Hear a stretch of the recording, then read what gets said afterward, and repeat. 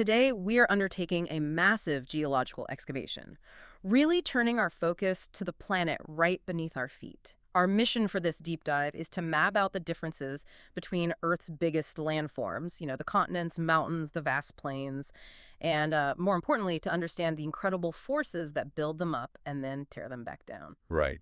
And that is really the crucial concept to hold on to.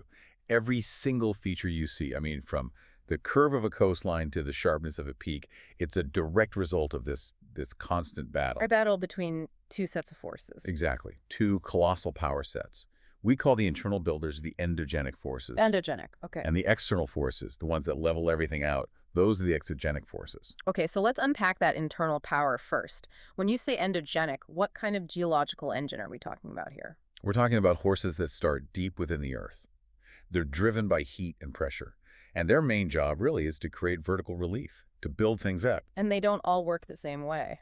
Not at all. They come in two main flavors. First, you have the slow, really relentless movements. We often call them diastrophic forces. That's the huge, subtle shifting of the crust over, what, millions of years? It is almost imperceptible on a human scale.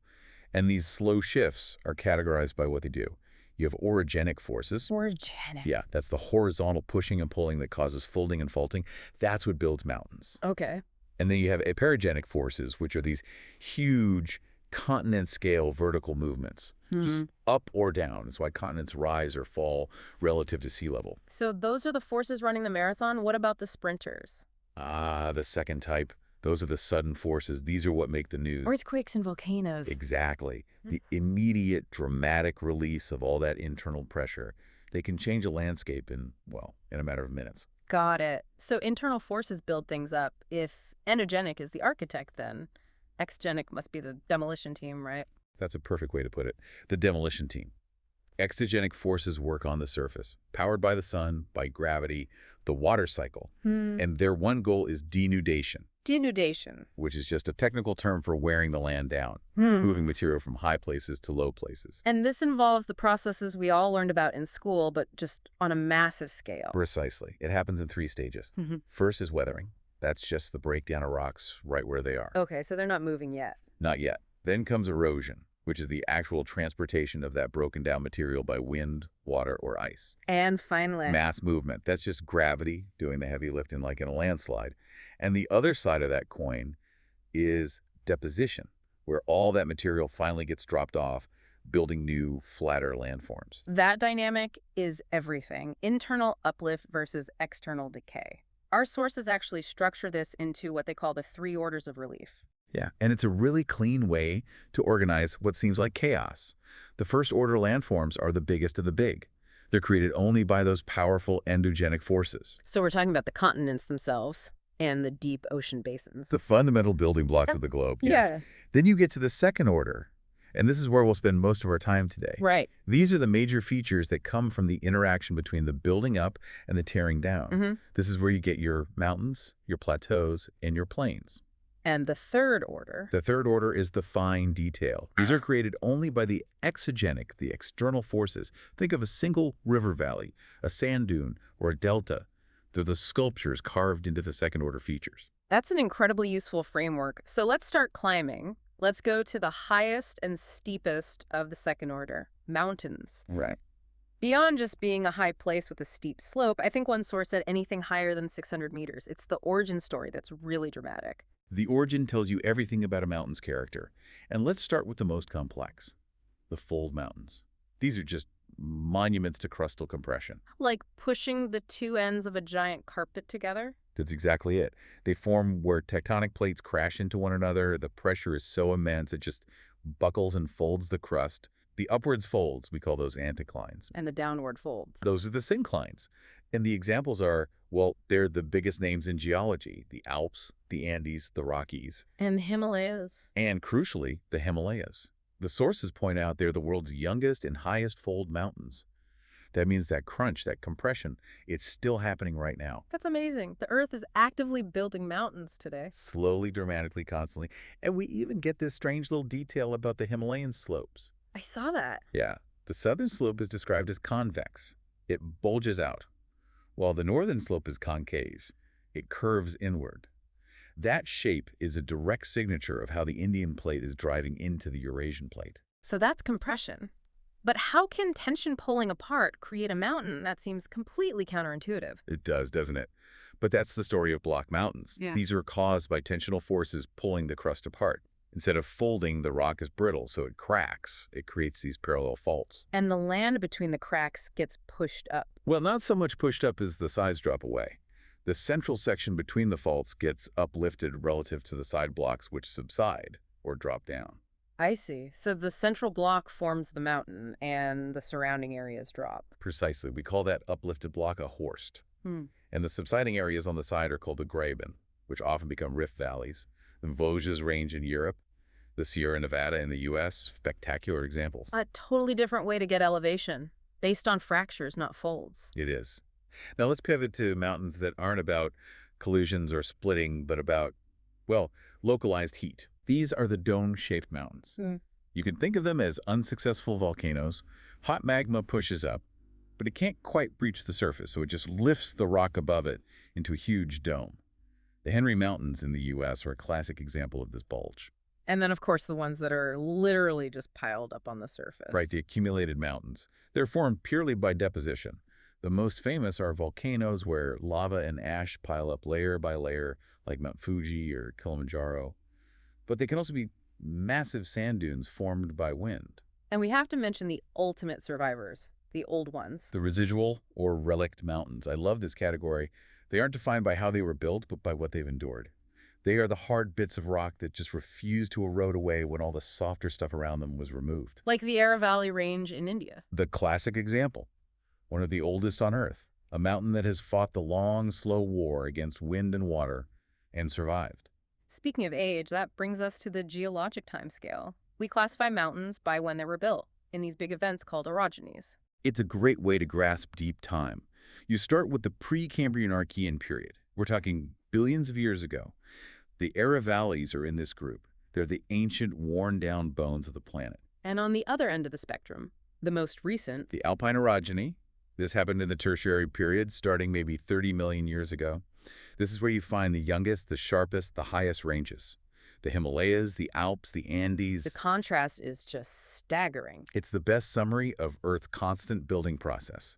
Billions of years old versus 30 million years old and still rising. And before we descend, we should just touch on why mountains are so important. Oh, absolutely essential. They're not just scenery. They define political boundaries. They force weather systems to drop rain and snow. They're the source of great rivers. They are planetary regulators. Okay, let's descend a bit in elevation to Earth's tabletops. The plateaus. So these are high, steeper than the area around them, but with that characteristic flat top. Right. And again, their origin stories are fascinating. Let's start with volcanoes. I thought volcanoes built cone-shaped mountains. They do, but they also build lava plateaus. These are formed not by an explosive peak, but by massive, quiet fissure eruptions.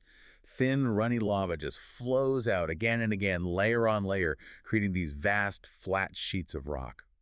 The Deccan Plateau in India is a sprawling example. I find the ones dealt by deposition so interesting. You have forces that usually tear things down, but here they're building something up. It's a great example of that. You have aeolian plateaus, like the Loess Plateau in China, Yep. built by incredible amounts of wind-blown soil.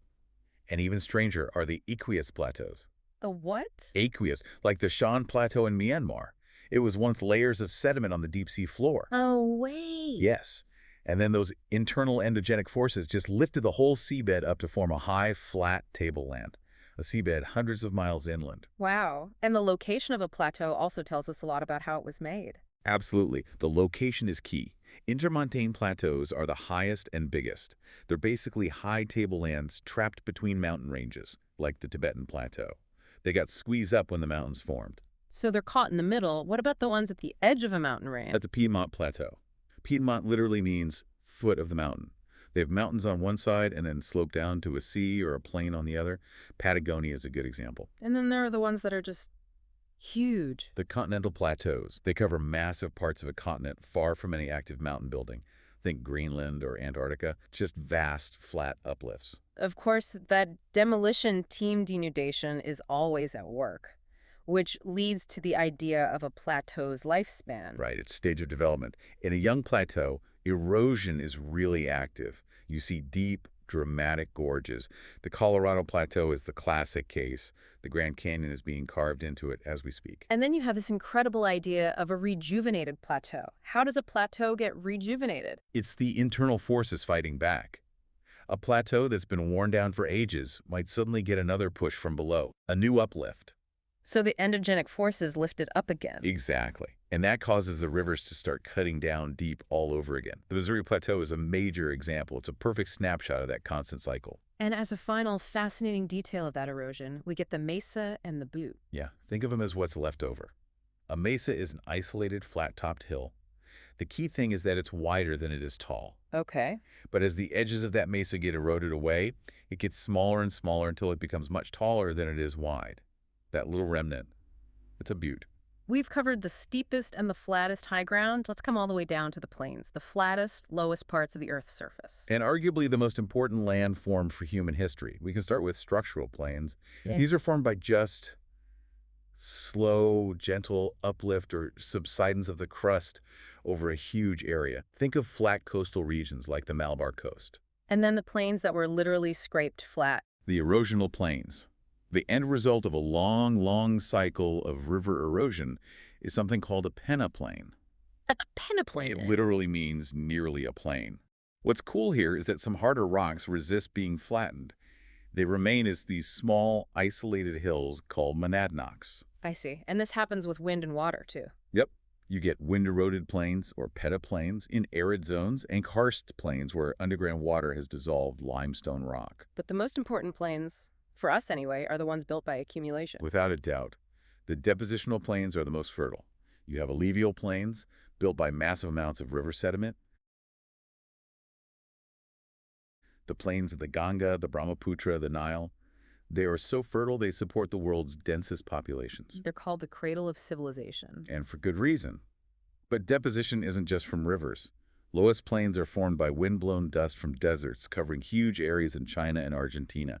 And you even get lava plains from those fissure eruptions. It's clear why they're so important. Flatland for transport, industry, farming, everything. They're the foundation of modern society. This deep dive has really shown that to understand any landform, you have to see that ceaseless dynamic competition between Earth's internal and external forces. That is the ultimate takeaway for you. Whether you're looking at the massive young Himalayas or the ancient worn-down Ara valleys, you're just seeing a momentary snapshot of that relentless geological tension. Endogenic forces build, exogenic forces tear down. And now you have the vocabulary to classify almost any major landform you see and understand the immense forces that shaped it over geologic time. You know, we discussed rejuvenated plateaus, how those old tabletops get a new lease on life when internal forces purge them up again. It raises a provocative thought for you to mull over.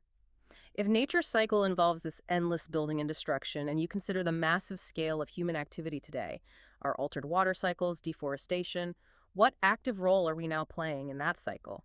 Are we accelerating those natural exogenic forces of erosion and changing the lifespan of these landforms ourselves? That is a question we're thinking about until our next deep dive.